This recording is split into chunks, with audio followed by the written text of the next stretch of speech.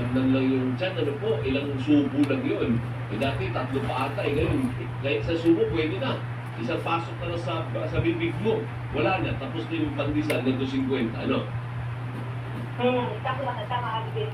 Kanina nga din sa mga nagtitinda, ay sa mga bumibili, dahil hindi din parang hindi pasok sa online market, hindi na lang sila bumibili din ng mga pandesal.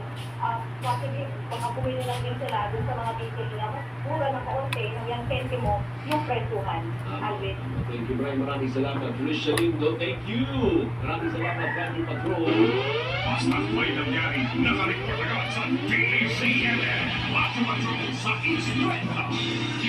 Wala naman gandang umaga din kay Ma'am Lina ko at Rodrisa Olecan. Magkukomersyal po muna tayo sa ating pagkabalita. Kusapin natin si Ma'am Fe Abinyu ng Philippine Travel Agency Association. Nalala niyo yung report kahapon ni Andel Ozaita ay sa Batangas po, maraming nagduguyo, nagpapatulungin nagpapabook online, may nag-aalok po ng tulong sa inyo na mas mura, kayo pala hindi direkta yan sa website nung mayari ng resort. Kaya yun, ang ending, wala kayong booking.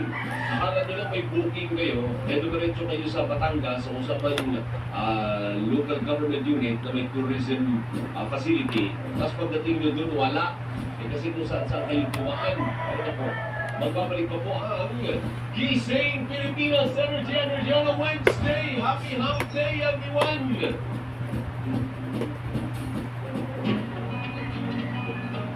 Sasabayan kayo sa almusal ni Alvin L. Chico.